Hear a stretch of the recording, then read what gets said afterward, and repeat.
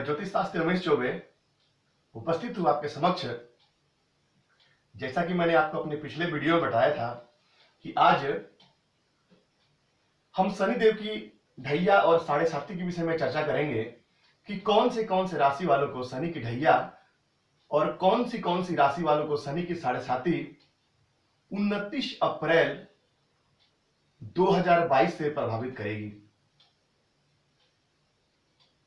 शनिदेव की जब भी ढैया या साढ़े साती चलती है तो उसका प्रभाव आपके कार्य व्यवसाय पे, आपके दाम्पत्य पे, आपके मानसिक स्थिति पे, सारी चीजों को शनिदेव प्रभावित करते हैं। और कुंडली में यदि अच्छे भाव में नहीं बैठे हैं या यदि खराब होकर बैठे हैं तो बहुत ज्यादा कष्ट प्रदान करते हैं।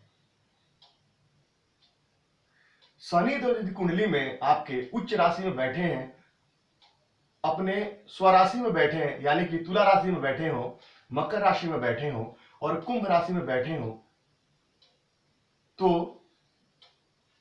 ऐसा हमारे ऋषि मुनियों का कहना है कि ऐसे व्यक्ति जो है उसके पूर्व जन्म के कर्म जो है वो काफी अच्छे होते हैं। क्योंकि पूर्व जन्म के कर्म यदि आपके अच्छे हो तभी आपके कुंडली में शनिदेव जो है वो अच्छे राशि में बैठते हैं या अपने उच्च राशि में बैठते हैं।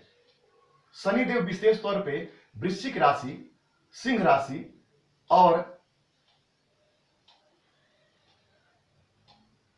मेष राशि में बैठे हो तो कहीं ना कहीं कष्ट प्रदान करते हैं। यानी कि मंगल की दोनों राशियां मेष, वृष और सिंह, इन तीन राशियों में शनिदेव जो है वो अच्छा फल प्रदान नहीं करते हैं।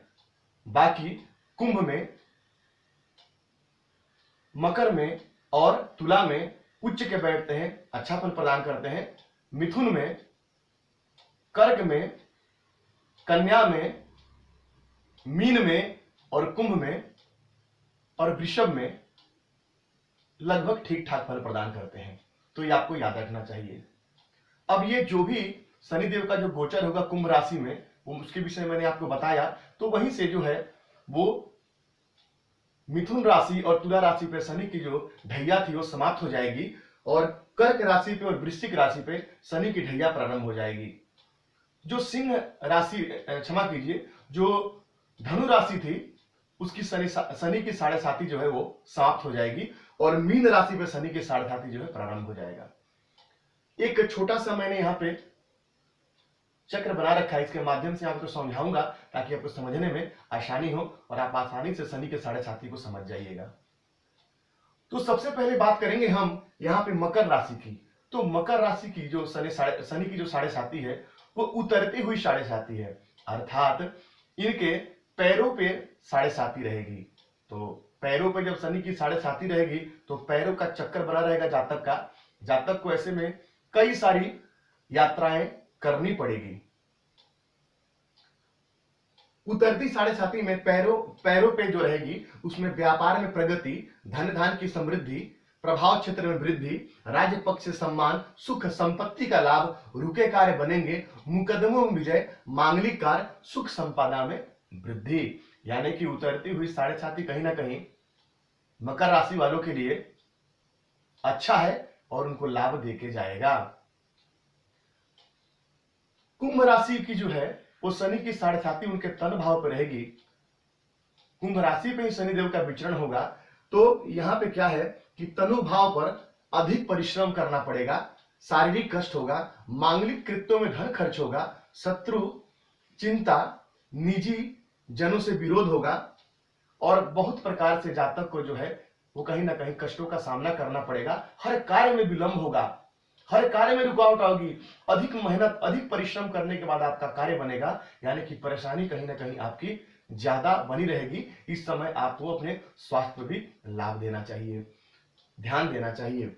मीन राशि की यदि बात करें तो देखिए शनि की जब साढ़े साती आती है तो एक छोटा सा मैं बिंदु पे प्रकाश डालूंगा यहाँ पे। जब शनि की साढ़े साती जब आती है, जैसे कि मीन राशि पे आ रही है, तो सबसे पहले शनि की साढ़े साती ना सिर पे आती है, फिर तन पे, फिर पैर पे। ऐसा क्यों होता है? कहते हैं कि जाके प्रभु दारुण दुख दीना, ताके मती पहले हर लीना। अर्थात प्रभु जिसको बहुत दारुण दुख प्रदान करते हैं सबसे पहले उसकी मति भ्रष्ट कर देते हैं। तो शनिदेव कि जब 7.5 आती है तो सबसे पहले सिर पे आती है और जातक की मति गति बदल जाती है और जातक जो है वो समझ नहीं पाता है कि मुझे क्या करना चाहिए। और जैसे मैं आपको बताया कि मति पहले हर लेना, तो कष्ट देंगे शनिदेव तो मति पहले भ्रष्ट कर देते हैं और उसके बाद में तन पे आते हैं, कष्ट देते हैं, फिर पैरों पे जाते जाते थोड़ी बहुत राहत देके जाते हैं। क्योंकि जब शनिदेव आपके कुंडली के जब 12वें भाव में आते हैं, आपकी राशि से 12वें भाव में, तब उनकी 7.5 शुरू होती है। तो कैसे शुरू होती है मैं आपको थोड़ा सा समझा दूं। यहाँ पे जब मान लीजिए ये मीन राशि है, ये 12 नंबर की राशि है मीन राशि। अब शनिदेव यहाँ 11 नंबर की राशि में यहाँ बैठेंगे, तो शनिदेव जब यहाँ बैठेंगे तो क्या करेंगे, तीसरी दृष्टि से कुंडली के वाणी भाव को देखेंगे, 7वीं दृष्टि से कुंडली के 6ठे भाव को देखेंगे, 7, 8, 9 और 10वीं दृष्टि से कुंडली के भाग्य भाव को देखेंगे। तो क्या होगा, तो जातक की जो वाणी है ना, सिर पे आएंगे तो जातक की वाणी बदल जाएगी और अपने वाणी से ही अपने शत्रु को पैदा करेगा और अपने भाग्य में रोड़े अटकाएगा। सीधी सी हिसाब है, बस समझने की आवश्यकता है। तो इस प्रकार से शनिदेव जब यहाँ पे आएंगे तो आपको कहीं ना कहीं कष्टों का सामना करना पड़ेगा और शनिदेव आपको ऐसे यहाँ पे परेशान करेंगे। तो मीन राशि वालों को क्या है कि सिर पर तो शारीरिक पीड़ा, रक्त विकार, मानसिक चिंता, क्योंकि सिर पे आएंगे, पारिवारिक चिंता, व्यापार में उतार चढ़ाव, हानि और लाभ बना रहेगा। कभी हानि होगा, कभी कभी लाभ होगा आपको। सहोदरों पे खर्च होगा आपका, अधिक परिश्रम और विदेश गमन। क्योंकि कुंडली के 12वें भाव में गमन करेंगे।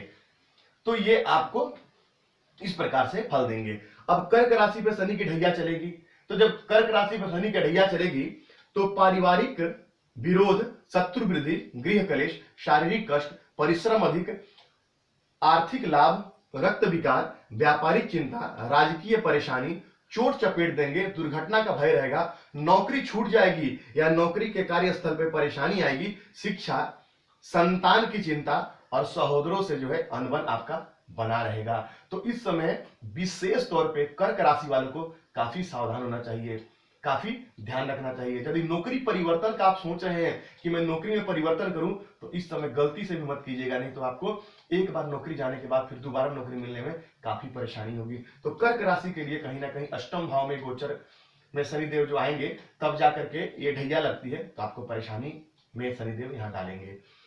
वृश्चिक राशि पे शारीरिक कष्ट, रक्त विकार, माता और पिता की चिंता, व्यापार में परेशानी, पारिवारिक कलह, अधिक परिश्रम से लाभ, आर्थिक लाभ भी साथ साथ होता रहेगा। यानी कि परेशानी तो बनी रहेगी, परिवार में अनावश्यक वाद विवाद होता रहेगा, माता के स्वास्थ्य को लेकर परेशान रहेंगे। एक चीज और मैं आपको यहाँ बता दूं कि जब भी शनि की ढैया 7.5 आती है तो गुरुजनों का वियोग होता है जीवन में। गुरुजनों कौन, दादा दादी, माता पिता।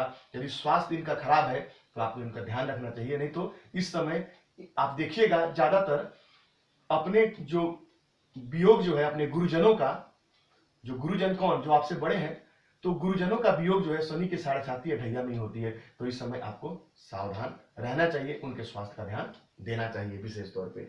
अब शनि, यहाँ पे मैंने नोट में लिखा है कि शनि का पत्रिका में अध्ययन बड़ा ही जरूरी हो जाता है। अब मान लीजिए यदि आपके तुला लग्न की कुंडली है और लग्न में ही शनिदेव बैठे हैं उच्च होकर के, तो शनिदेव वहां पे आपके कुंडली में अच्छे हैं। तो ये आपके कुंडली में अच्छे हैं, लग्न से देखिए, लग्न से, यानी कि मान लीजिए यदि आपके ये प्रथम घर में 7 नंबर की राशि लिखी हुई है, यहाँ पे आपके कुंडली में मान लीजिए 7 नंबर की राशि यहाँ पे लिखी हुई है और शनिदेव यहीं आके बैठे हुए हैं, तो शनि उच्च के हैं यहाँ पे, तो यहाँ पे आपको अच्छा फल प्रदान करेंगे। यदि अच्छे भाव में शनि बैठे हैं, यदि अपने स्वराशि में बैठे हैं, तो इस शनि की 7.5 या ढैया में शनिदेव रंक से राजा भी बना देते हैं। सबके लिए शनि की 7.5 या ढैया खराब नहीं होती है, लेकिन ये जो फल बताया गया है ये सामान्य तौर पे एक फल बता रहा हूं मैं आपको, लेकिन यदि शनि आपके कुंडली में अच्छे हैं तो आपको लाभ भी देंगे। तो एक बार अपनी पत्रिका का अध्ययन करा लीजिएगा जरूर, ताकि इस चीज को समझने में आपको सुविधा हो। अब एक चीज मैं यहाँ पे आपको और बताना चाहूंगा, शनि का जो शनिदेव का जो है वो जो कौन सी पाया पे गोचर आपके कुंडली में है उस हिसाब से भी आपको फल प्रदान करते हैं कि कौन सी पाया पे है। ये तो मैंने शनि की 7.5 बता दी, किन किन राशियों पे चलेगी और ढैया बता दिया। अब पाए के हिसाब से समझ लीजिए कि प्रत्येक राशि वालों के लिए यानी कि मेष से लेकर के और मीन राशि वालों के लिए कैसे रहेंगे शनिदेव। तो देखिए सोना के पाया पे जब शनिदेव आपकी राशि से जब 1, 6 और 11 में चलेंगे तो कष्टकारी है। क्यों? क्योंकि सोने का पाया है, ये कष्टकारी माना गया है। और 2, 5 और 9 नंबर पे चलेंगे तो लाभकारी रहेंगे, क्योंकि ये चांदी का पाया है और चांदी के पाया को अच्छा माना गया है। उसके बाद में 3, 7 और 10 भाव में रहेंगे तो ये तांबे का पाया है, ये लाभकारी रहेगा। लोहे का पाया जो है वो 4, 8, 12 पे रहेंगे तो मिश्रित फल देते हैं, यानी कि कभी ऊपर कभी नीचे, यानी अप डाउन चलते रहता है जीवन में। तो ये आपको थोड़ा सा यहाँ पे ध्यान रखना है। तो शनिदेव के आपके राशि से किस भाव में है उसको समझने की आपको यहाँ पे आवश्यकता है, वो मैं आपको अभी समझा दूंगा। अब यहाँ पे मैंने राशि पे प्रभाव लिखा है, तो मेष, कन्या और कुंभ राशि को सोने का पाया है तो ये कष्टकारी है, यानी कि मेष को, कन्या को और कुंभ को सोने का पाया है तो ये कष्टकारी है। आपके व्यापार में, कार्य में परेशानी, नाना प्रकार के कष्ट ये आपको सामना करना पड़ सकता है, इससे आप कहीं ना कहीं परेशान रहेंगे। मिथुन राशि को, तुला राशि को, मकर राशि को चांदी का पाया है, यानी लाभकारी समय है। जहां मिथुन और तुला राशि शनि के ढैया से जूझ रहे थे, अब उनको वहां पे लाभ हो जाएगा, अब उनकी कष्ट थोड़ा कम हो जाएगा। और नहीं बोलते हैं कि चांदी ही चांदी हो जाएगी, तो उनकी चांदी ही चांदी हो जाएगी। अब ये 2.5 साल उनके लिए अच्छा फल देंगे शनिदेव। वृषभ, सिंह और धनु राशि वालों के लिए तांबे का पाया है, लाभकारी है, बढ़िया है। धनु राशि वालों के लिए पिछला ढैया भी ठीक रहा है और ये जो शनि जो जा रहे हैं, शनि की 7.5 समाप्त हो रही है, ये भी प्लस पॉइंट है। और दूसरा धनु राशि वालों के लिए तांबे का पाया है, लाभकारी है, हर प्रकार से चहुओर से लाभ होगा, हर प्रकार से आपके कार्य सिद्ध होंगे। तो वृषभ, सिंह और धनु के लिए भी लाभकारी है। अब मीन, कर्क और वृश्चिक ये लोहे का पाया इनके लिए, तो इनके लिए मिश्रित फल रहेगा, कभी अप कभी डाउन, कभी लाभ कभी नुकसान, इस प्रकार से आपको देखना पड़ेगा। तो कैसे देखेंगे आप ये चीज को कि राशि से किस भाव में है। तो मान लीजिए मैंने यहाँ पे क्या बोला है कि मिथुन, तुला और मकर वालों के लिए चांदी का पाया, तो शनिदेव इनकी राशि से कैसे बताया मैंने कि 2, 5 और 9 पे आएंगे तब चांदी का पाया, 2, 5 और 9 पे आएंगे तब। तो यहां से जोड़ेंगे तो 1, 2, 3, 4, 5, यानी कि शनिदेव अभी यहाँ 11 नंबर में बैठ के और अपने राशि में गोचर करेंगे। तो मैंने 5वें में बताया था, 5वें में कौन सा पाया, चांदी का पाया, तो 5वें में गोचर, यहाँ आपके राशि से 5वें में अपने जोड़ लीजिएगा जो भी आपकी राशि होगी। तो यहां से तुला राशि को मैं आपको एग्जांपल में दिया हूं, तो 5वें में देख लीजिएगा शनि बैठे, इसका मतलब आपका जो है चांदी का पाया है, आपको लाभ होगा। अब आपको देखना है कि मेरा सोने का पाया है क्या, तो मैंने मेष, कन्या और कुंभ के लिए बताया सोने का पाया। तो कैसे देखेंगे, तो मान लीजिए यहाँ पे 1 नंबर की राशि है, तो यहां से जोड़ेंगे आप तो 1, 2, 3, 4, 5, 6, 7, 8, 9, 10 और 11, यानी कि 11, यानी कि शनिदेव यहां बैठे हुए हैं आपकी कुंडली में। तो मैंने क्या बताया कि 11 पे जो है वो सोने का पाया, तो यहाँ पे शनिदेव बैठे हैं तो सोने का पाया। तो इस प्रकार आपकी जो भी राशि बनती है वहां से आप ऐसे देख करके जोड़ लीजिए, और आप यहां से भी देख लग सकते हैं, दोनों तरह से मैंने आपको समझा रखा है। तो इस प्रकार आप सोने, चांदी और तांबे का पाया आप गिन लीजिए। तो इस प्रकार से मेष और मीन, मेष से लेकर मीन राशि वालों तक का कैसा रहेगा ये समय, ये 2.5 वर्ष का, सिर्फ 2.5 वर्ष का वो मैंने आपको बताया है, यानी कि 29 अप्रैल 2022 से लेकर के और 23 मार्च 2025 तक का समय है। तो इस प्रकार से आप कैलकुलेट कर सकते हैं अपने कुंडली में। और शनि की यदि आपको कष्टकारी समय यदि आपको चल रहा है, मैंने आपको बताया है कि हनुमान जी के शरणागत हो जाइए, हनुमान चालीसा का 7 बार या 3 बार पाठ कीजिए।